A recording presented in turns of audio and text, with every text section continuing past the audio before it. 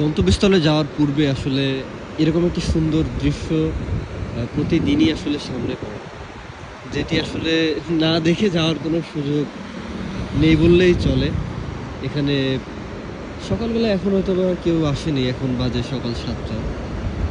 কিন্তু